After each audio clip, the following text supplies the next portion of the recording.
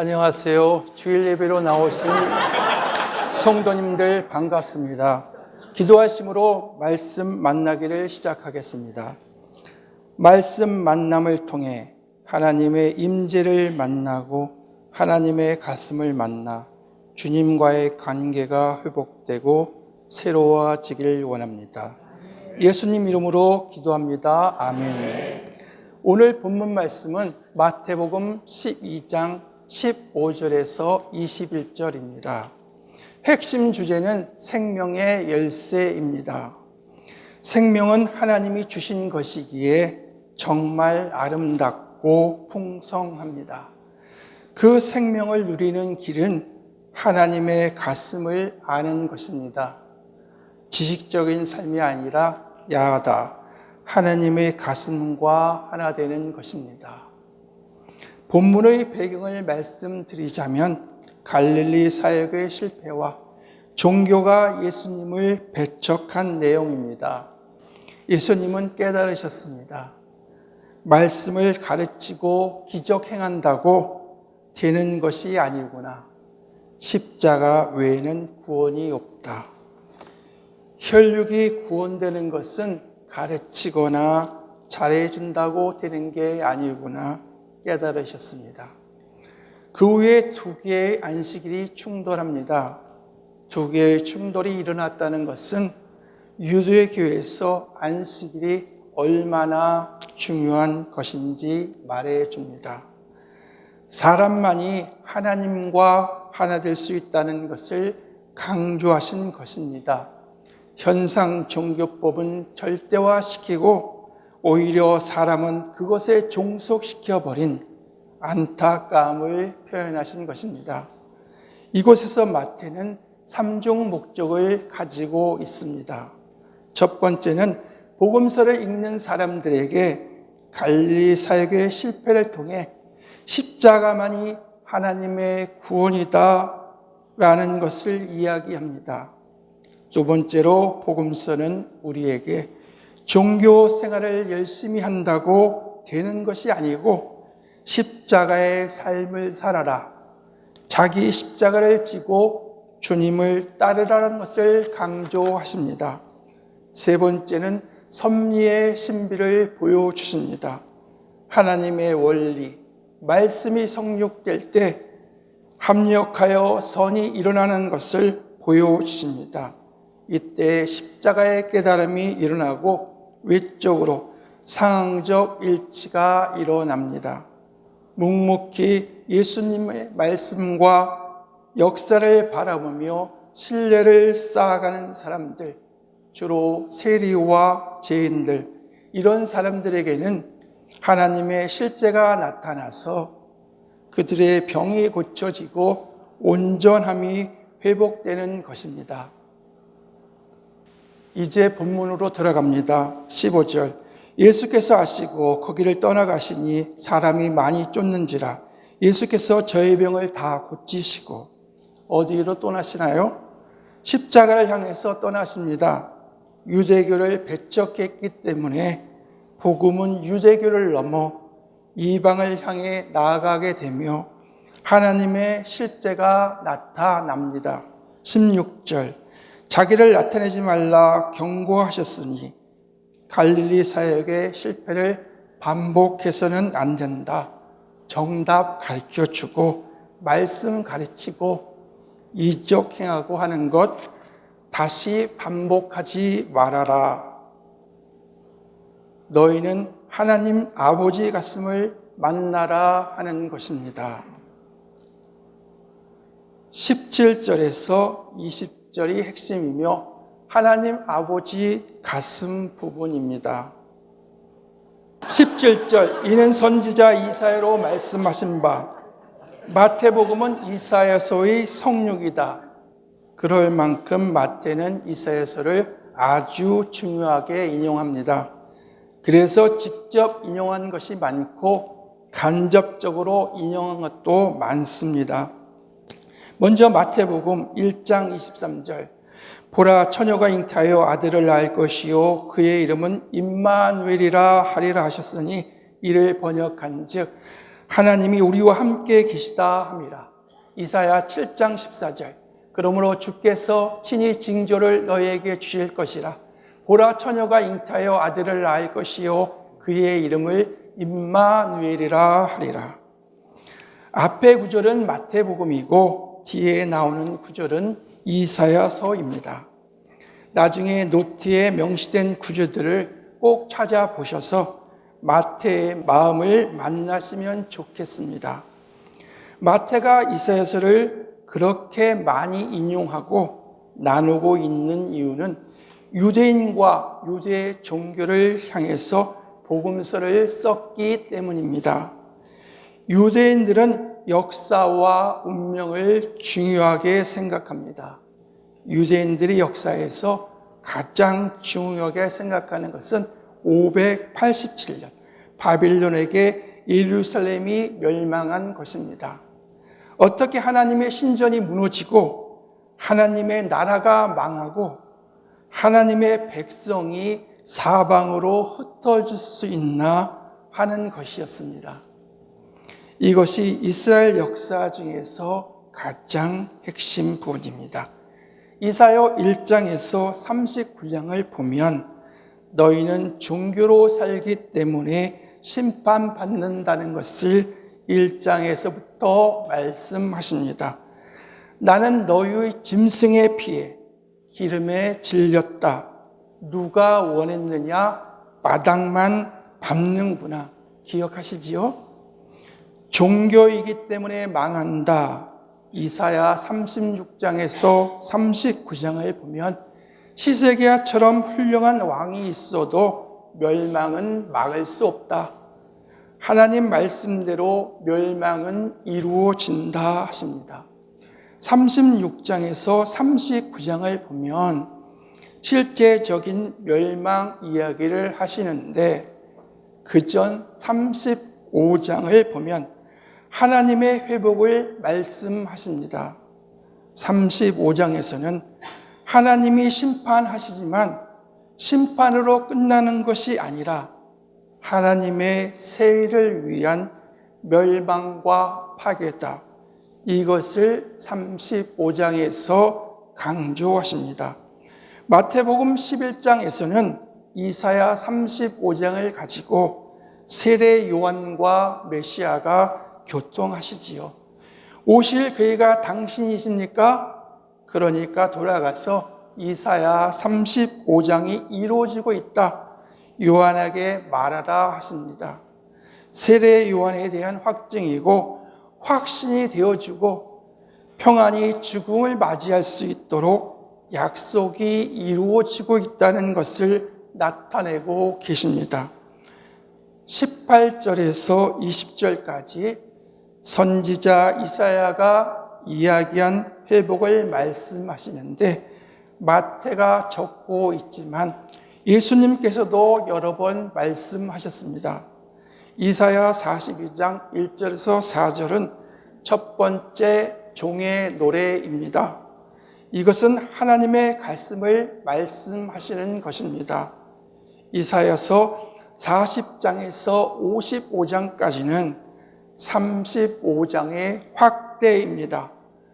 35장에서 약속한 회복이 어떻게 실제로 일어나는가 하는 내용입니다. 40장에서 43장은 하나님의 새 일이 선포되고 43장에서 47장은 하나님의 가슴이 현현됩니다. 누구를 통해서 나타납니까?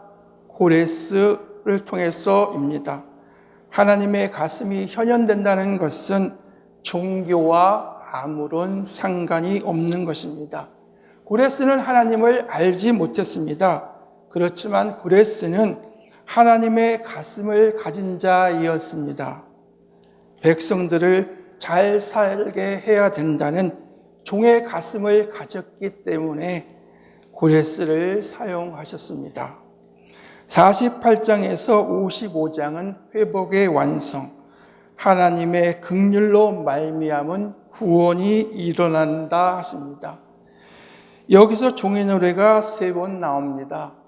49장 1절에서 6절, 50장 4절에서 9절, 그리고 52장 13절에서 53장 12절. 하나님의 가슴이 무엇이라고 말씀하십니까? 하나님의 가슴을 만난 종의 가슴입니다. 마태가 첫 번째 종의 노래인 42장 1절에서 4절을 인용한 것은 하나님의 종된 가슴으로 말미암아 우리가 구원을 받은 것이다 하는 것이 선포되고, 종교가 아닌 하나님의 가슴을 통해서 구원이 완성된다는 것을 마지막 부분에서 3번 더 강조하신 것입니다. 18절, 보라 내가 택한 종 곧 내 마음에 기뻐하는 바 나의 사랑하는 자로다. 내가 내 영을 그에게 줄 터이니 그가 심판을 이방에 알게 하리라. 내 가슴을 아는 종, 18절에서는 나라는 단어가 5번 나옵니다. 내가 택한, 내가 기뻐하는, 내가 사랑하는, 내가 내 영 받은. 그 말은 영이 나와 하나다. 영이 하나라는 것은 고레스의 마음이 하나님과 하나 되었다라는 것입니다. 마음과 의식이 원리와 일치되는, 즉 우리에게는 말씀과 일치되는 것입니다. 고레스의 마음은 무엇입니까? 사람을 이렇게 살게 해서는 안 된다. 사람을 잔인하게 비참하게 만들고 그 존재와 삶을 파괴시켜서는 안 된다. 사람이 살만한 나라를 만들어야 한다. 그런 가슴이 원리와 일치된 마음입니다. 우리도 말씀을 받은 사람으로서 말씀과 일치되게 살아야 합니다. 이 모든 것의 출발점은 말씀 만나기에서 시작됩니다. 말씀 만나기가 열려야지 그 외당 왔다 갔다 하면서 자기는 남보다 열심히 하고 잘하는 것처럼 착각하며 종교 생활하는 것은 아니다 하는 것입니다. 19절, 그는 다투지도 아니하며 들레지도 아니하리니 아무도 길에서 그 소리를 듣지 못하리라. 하나님께서 아무 주장도 강요도 없이 우리의 자원을 기다리십니다. 그 자원이 6월 1일 주일 말씀에서 믿음 아닌 믿음의 제목으로 전하셨던 내용 중에 willingness, 기억나시죠? 다윗은 willing spirit, 자원하는 영을 주시옵소서 했는데 willingness의 반대는 무엇입니까? willingness, 내 고집대로 되어야 한다는 것이지요. 이것은 종교의 가장 큰 문제입니다. 내가 정답을 아니까, 내가 옳으니까 내 생각, 내 뜻대로 되는 것이 좋은 것이다 생각을 하는 것입니다. 그래서 예수님께서는 안식일이 중요한 것이 아니고 사람이 중요하다 말씀하시니까 예수님을 죽이려 하는 것입니다. 윌링네스의 핵심은 무엇입니까? 순수함입니다. 하나님을 믿는데 내 이익을 위해서도 아니고 옳다는 것도 아니고 내가 구원받아야 되기 때문도 아닙니다. 하나님을 믿는 이유는 하나님이 아버지이시기 때문입니다. 그래서 탕자는 아버지 때문에 돌아온 것입니다. 나는 종의 하나가 되어도 좋아. 이것이 구원의 특징입니다. 구원받은 사람은 어떤 사람입니까? 자기가 죄인되고 주고 마땅한 것을 만난 사람입니다. 아무것도 더 이상 원하는 게 없습니다. 아버지께 돌아가 아버지와 하나 되는 것 밖에는 원하는 것이 없습니다. 그런데 종교는 어떻습니까? 내가 구하는 것이 선한 이익, 영적인 이익이라 할지라도 나의 이익이라는 것은 내가 아버지와 단절된 것이고 나의 개인적인 운명을 추구하는 것입니다. 20절 상한 갈대를 꺾지 아니하며 꺼져가는 심지를 끄지 아니하시기를 심판하여 이길 때까지 하리니 심판, 이김을 이야기합니다. 심판의 이김이 사랑의 이김이고 이제 탕자가 기원하는 것입니다. 아버지의 사랑 때문에 탕자는 돌아오게 됩니다. 아버지의 가슴을 만나면 아버지의 심판이 그 영혼과 심령 이기게 되어 있습니다. 아버지의 사랑과 나의 추악함을 만납니다. 그것이 죄인됨입니다.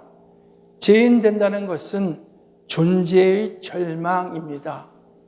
나는 아무것도 할 수 없다. 아버지가 아니면 나는 죽음의 존재이다 하는 존재의 절망을 만나는 것입니다. 그런 사람은 아버지와 하나 되고 회복이 됩니다. 그런데 마귀는 죄책감을 줍니다. 죄책감은 행위에 대한 것입니다. 나는 할 수 있는데 부족했다 이렇게 생각합니다. 내가 할 수 없다는 것을 모르고 내가 할 수 있는데 안 했다, 못했다 생각을 합니다. 특히 종교인들이 제일 많이 착각하는 것이 무엇입니까? 예를 들어서 어떤 사람과 갈등이 생겼습니다. 그 사람이 나를 이해도 못하고 나를 핍박한다고 생각하면 종교인들은 내가 참아야겠다, 내가 더 잘해줘야겠다 생각을 합니다. 그 말 속에는 자신이 옳다고 전제하는 마음이 깔려 있습니다. 지난주 말씀에서 그것이 바로 악성 나르시즘이라고 하셨지요.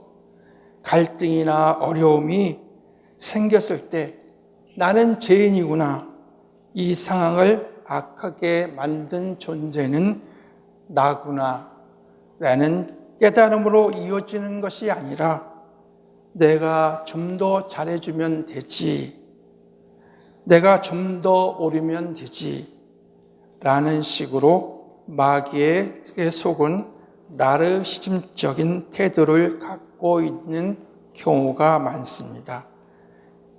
결국 문제의 원인은 너에게 있어, 내 잘못은 아니야.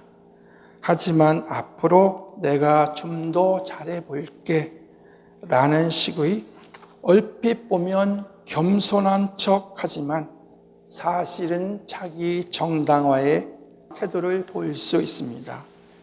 여기서 우리는 어제 토요 말씀 만나기에서 나눈 요한일서 3장 1절, 6절, 그리고 9절을 통해 우리는 무엇을 만났습니까?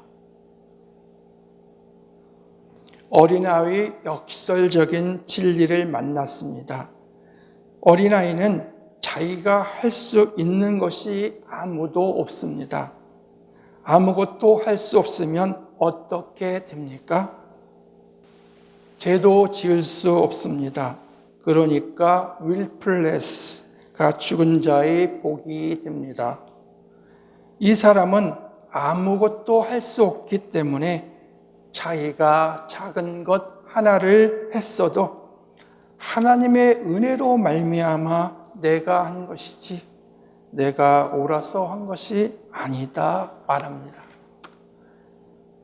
총 결론은 21절입니다. 21절 또한 이방들이 그의 이름을 바라리라 함을 이루려 하십니다. 즉 종교가 배척한 복음은 온 세계로 향하여 나아간다입니다. 오늘 본문 내용을 마감하겠습니다. 본문의 핵심은 하나님의 가슴을 알라. 왜냐하면 종교는 하나님의 가슴을 전혀 모른다. 하나님의 가슴을 알아야 하나님의 실제가 현현된다는 것입니다. 하나님의 실제가 현현된다는 것을 우리는 기적이라 부릅니다. 예수님은 하나님의 가슴을 알기 때문에 하나님과 하나 된 자리에서 기적을 나타내는 것입니다. 그런데 우리의 삶에 기적이 나타나지 않는 이유는 무엇입니까?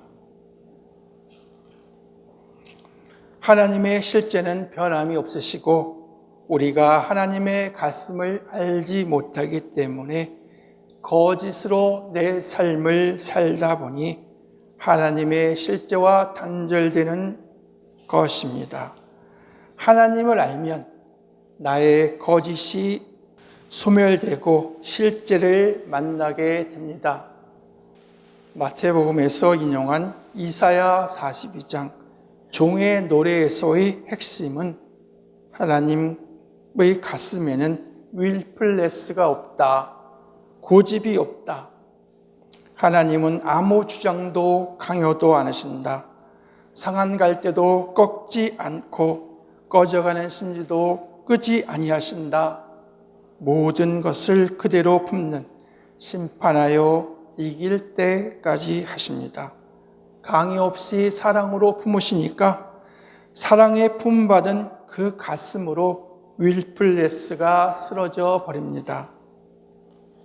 탕자가 기양할 때 자기의 모든 고집은 쓰러지고 오로지 아버지가 중요해진 것처럼 십자가의 사랑이 이방까지 전해진다는 말씀이 오늘 본문입니다. 여기서 중요한 질문을 드립니다.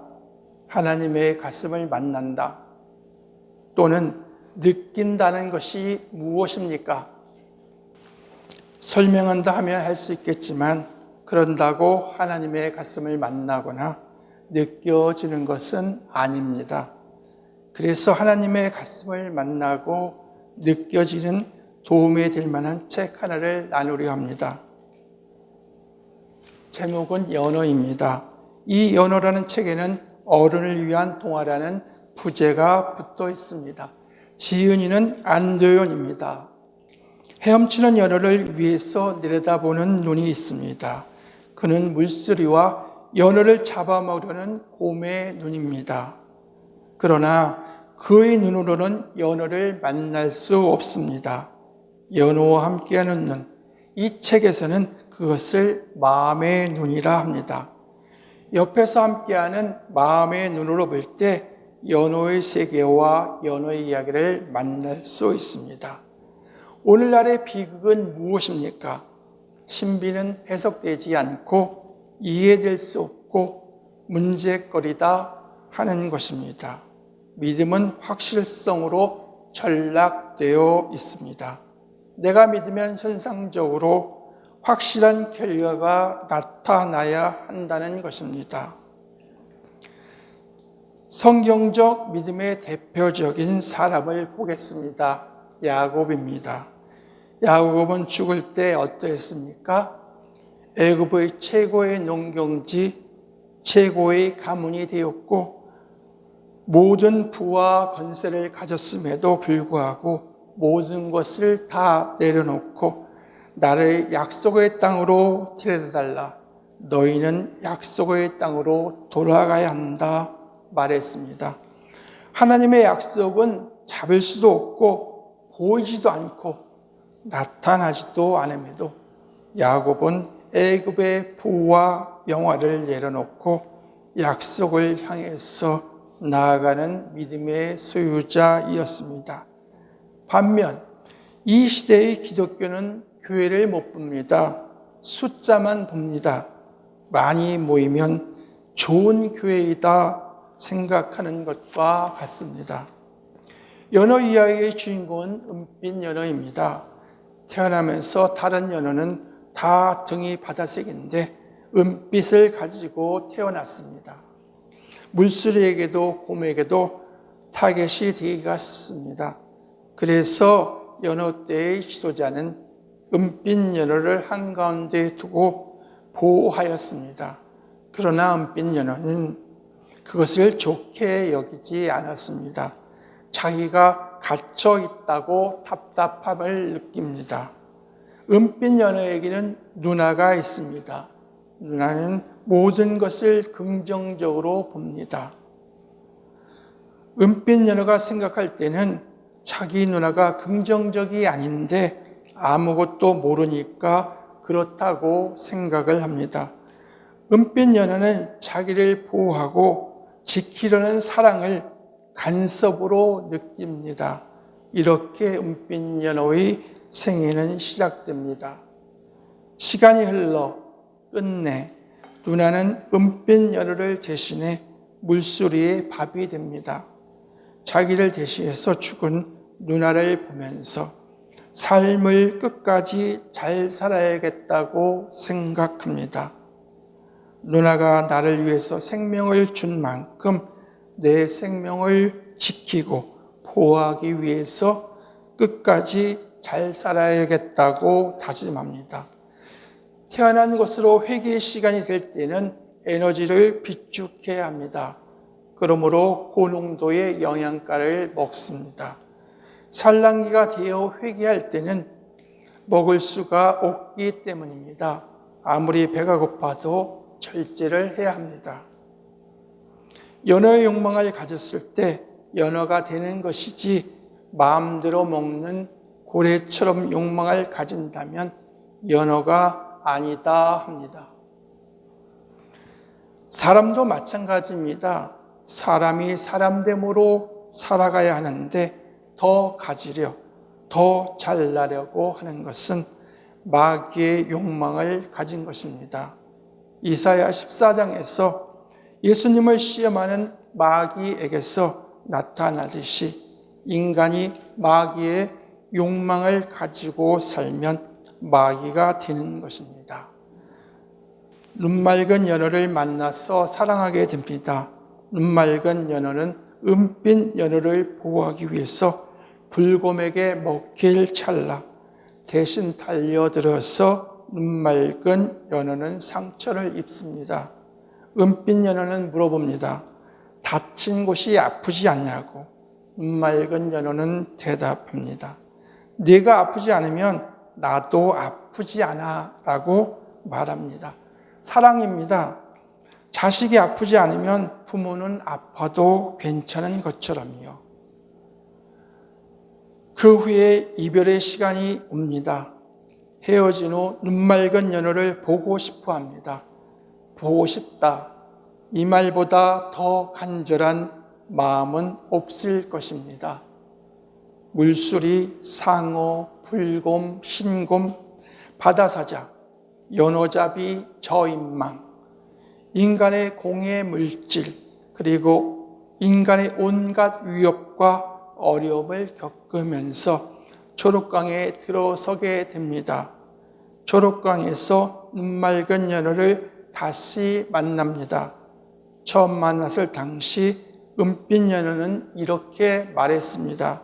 모든 연어들이 죽음의 고비를 숱하게 넘기면서 여기까지 왔다. 앞으로도 적지 않은 어려움이 연어떼를 가로막게 될 것이다. 7년의 시간을 험난한 고비를 넘기며 살아남은 이유가 고작 알을 낳기 위해서라고? 이런 허무한 일이 있나? 라고 말합니다. 그때 눈맑은 연어는 은빛 연어에게 삶의 이유를 찾아보라고 했습니다. 다시 만난 눈맑은 연어가 삶의 이유를 찾았냐고 은빛 연어에게 물어봅니다. 은빛 연어는 아직도 삶의 이유라는 것을 찾지 못했다고 합니다. 눈맑은 연어는 마음의 눈으로 모든 것을 보면 모든 것이 아름답고 모든 것이 보물인 것처럼 보인다 말해줍니다. 비로소 은빛 연어는 깨닫습니다. 알을 낳는 중요성과 생명을 보존하고 보존된 생명을 희생과 사랑으로 나누는 소중함을 알게 됩니다.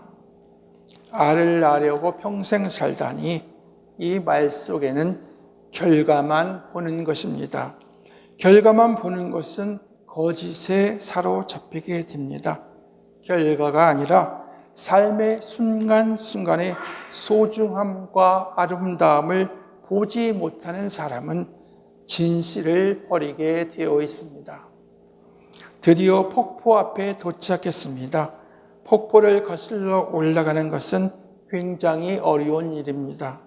거기서 편한 길 대신에 폭포의 길로 여느 때를 인도했던 은빛 연어, 자기 아버지의 이야기를 듣게 됩니다. 연어는 연어의 가슴을 지켜야 한다. 어려운 시간에도 연어는 연어이어야 한다. 우리도 마찬가지입니다. 사람은 사람의 기상으로 살아야 합니다.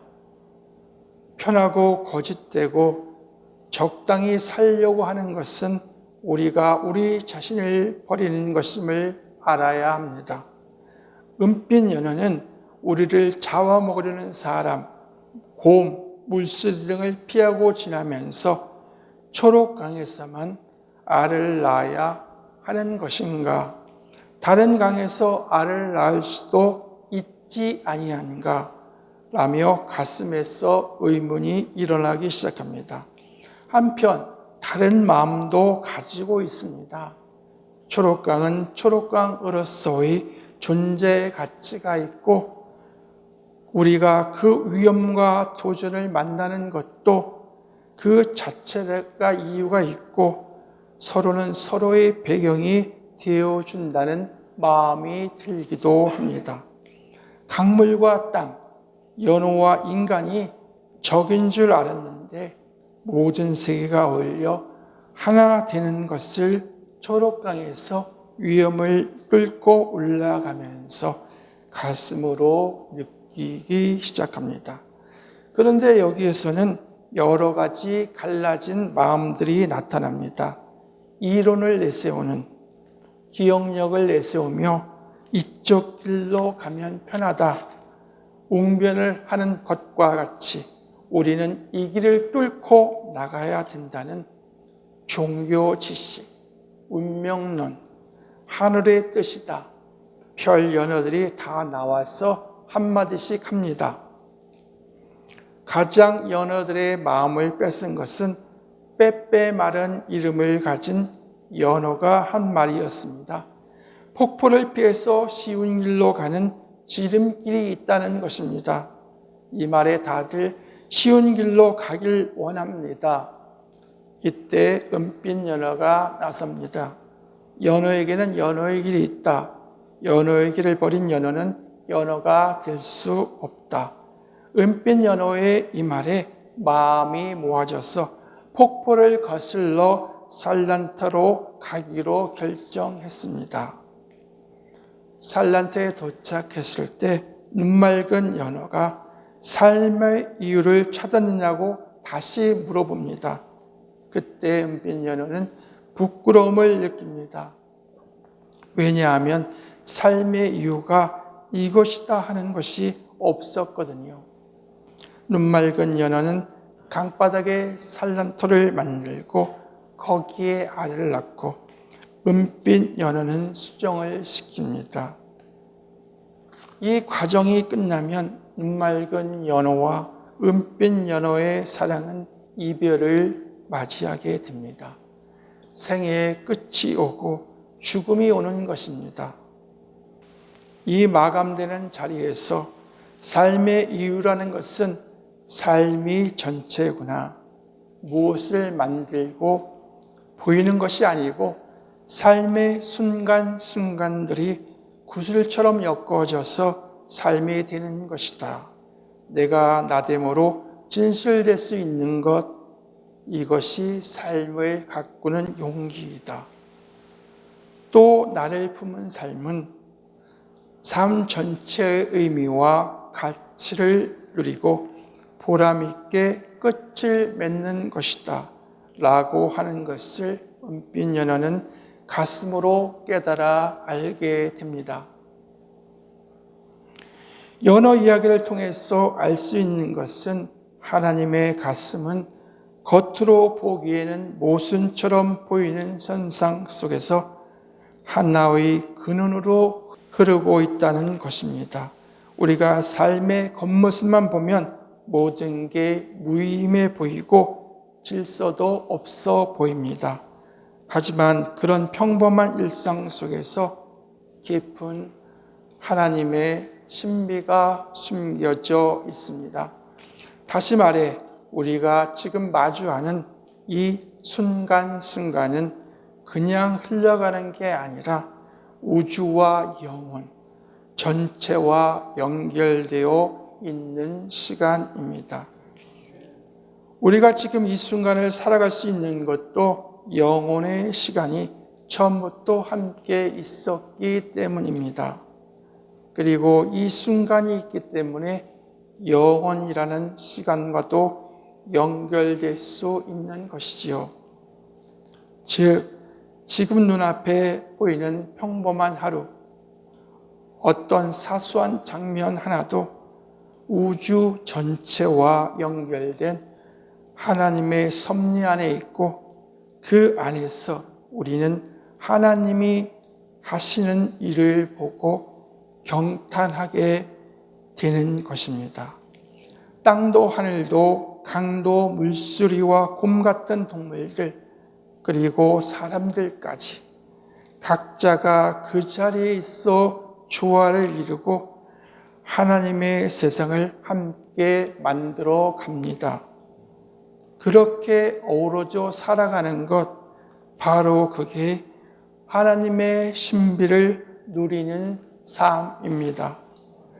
마지막으로 이 세상에서 가장 불행한 것은 함께 사는 기쁨을 모르는 것입니다. 함께 할 줄 모르는 사람은 희생을 못하거나 희생을 과장합니다. 과정의 순간순간 진실은 없고 결과만 만들기 때문에 희생을 못합니다. 하나님의 통이 없는 것입니다. 겉으로는 허허 그럴 줄 모르겠지만 속으로는 자기만 지키는 겁니다. 희생을 과장한다는 것은 자기가 희생하는 것을 과장시켜서 큰 것으로 만듭니다. 이 속에는 진실이 없습니다.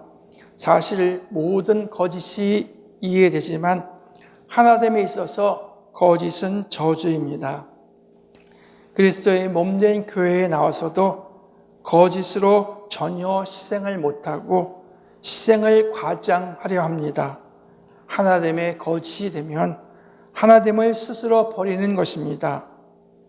마귀의 속은 자가 아니면 이것은 불가능한 저주입니다. 호주의 신학자인 마이클 프로스트의 리지어스는 우리가 다시 그리스도가 되어야 한다는 책입니다.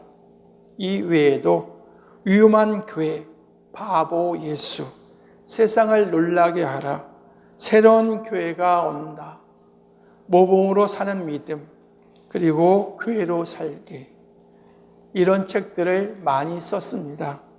왠지 우리 하나님 교회와 맥이 통하는 것 같지 않습니까? 그 책에 이런 내용이 있습니다. 함께 읽어보겠습니다. 우리의 눈은 더 이상 경탄에 열려있지 않다. 고우의 해바라기, 부서지는 파도, 아기의 해맑은 눈동자에도 하나님을 보지 못한다. 아름다운 노래, 계절의 속삭임, 사랑의 고백 속에도 그분의 음성을 듣지 못한다. 평범한 가운데 비범함을 발견하는 기쁨을 잃어버렸다. 우리 삶의 순간순간은 평범합니다. 무질서한 것 같고 무의미한 것 같습니다. 순간은 그 자체로는 절대 존재 못합니다. 영원부터 흘러온 시간이 있기 때문에 그 순간이 있는 것입니다. 온 세계의 만물이 어울려졌기 때문에 그 순간의 모습이 있는 것입니다. 현상만 보는 사람은 이 평범해 보이는 한순간 속에 하나님의 영원한 가슴과 섭리와 사랑이 들어있다는 것을 보지 못하는 것입니다. 연어 오디오를 듣겠습니다. 눈맑은 연어를 사랑하고 있는 은빛 연어.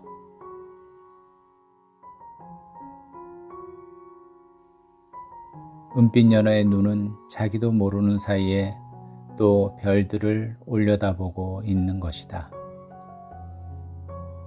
그러면 밤하늘의 별들은 자꾸 보고 싶다, 보고 싶다, 보고 싶다 라면서 깜빡거리는 것이다. 보고 싶다라는 말보다 더 간절한 말은 이 세상에 없을 것이라고 은빛 연어는 생각한다.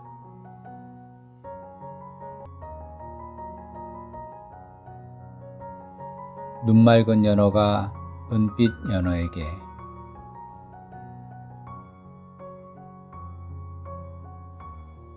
무지개를 잡아보고 싶은 게 희망이라고, 그게 삶의 이유라고 말하던 연어가 있었어. 그 연어는 비겐 하늘에서 생기는 무지개를 보았고, 고래가 물을 뿜을 때 생기는 무지개도 보았어. 그럴수록 무지개를 잡아야겠다는 욕망이 커졌지. 하지만 잡을 수가 없었어.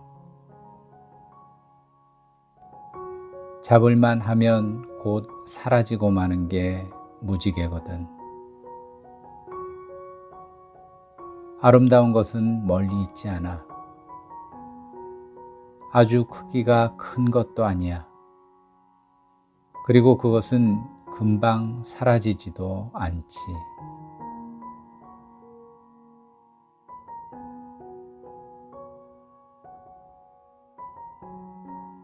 은빛 연어가 폭포 앞에서 갈등하는 연어들에게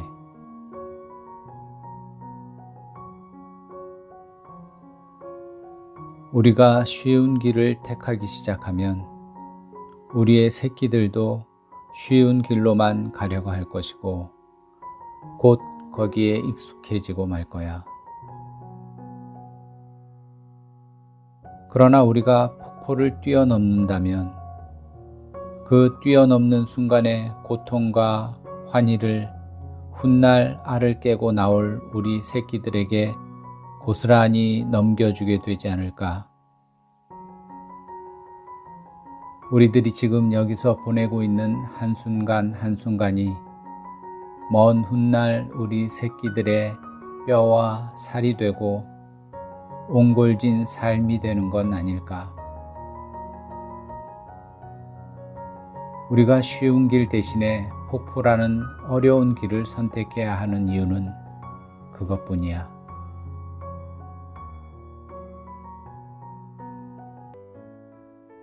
폭포를 오른 은빛 연어.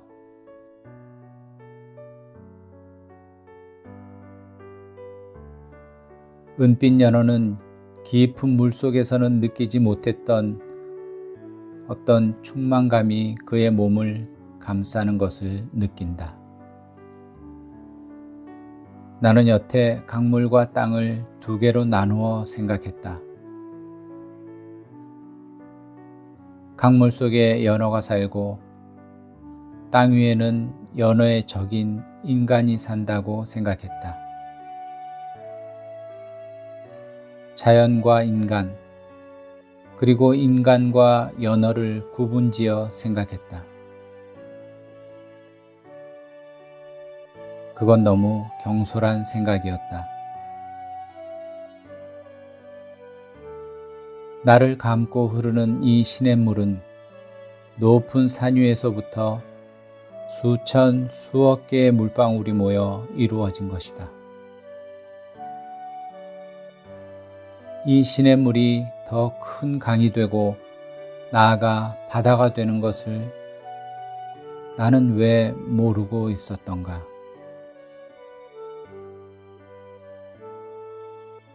은빛 연어는 그의 눈앞에서 시냇물의 밑바닥이 서로 손을 맞잡고 있는 것을 본다.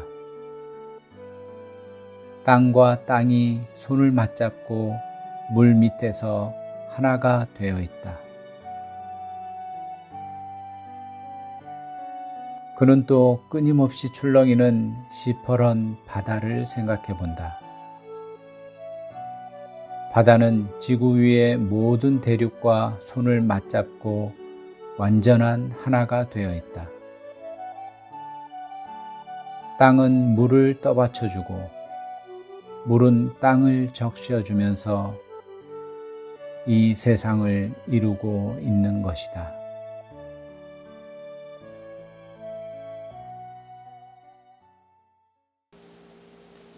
만들어 결과를 보이는 것이 아니라 삶의 순간순간을 우주 영혼과 신비를 맞이하여 그 순간에 가장 진실된 나됨을 누리는 용기와 약속을 바라보므로 하나님의 합력하여 선을 받는 믿음입니다.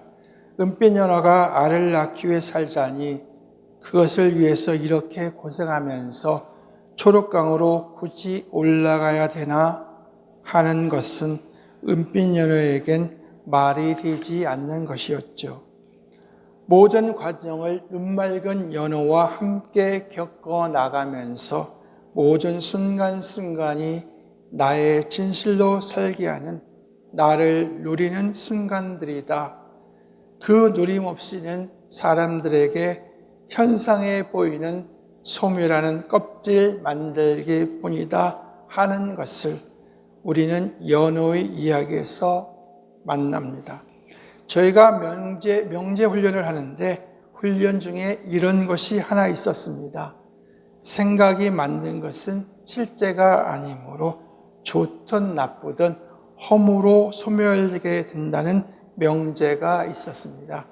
순간순간을 돌려서 나 중심, 나에게 이기적으로 맞춘 거짓으로 사는 게 아니라 그것을 가슴으로 품는 하나님께서 willfulness, 하나님의 고집을 다 버리시고 사랑으로 품었을 때 결국은 진정한 하나됨이 이루어지는 것처럼 willfulness를 내려놓고 내 삶을 내려놓고 작은 순간순간들 무의미해 보이고 무질서해 보이는 것 같은 시간에 그 순간이 완벽해 보이는 것이 아니라 내가 나의 진실을 살 때 그 안에서 나의 나됨, 하나님이 만드신 포이에마가 자라는 것이다 하는 하나님의 가슴을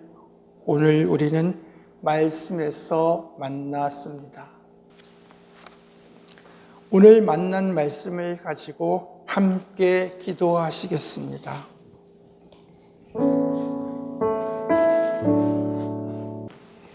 하나님의 약속은 잡을 수도 없고 보이지도 않고 나타나지도 않지만 그 가운데에는 깊은 하나님의 신비가 숨겨져 있습니다.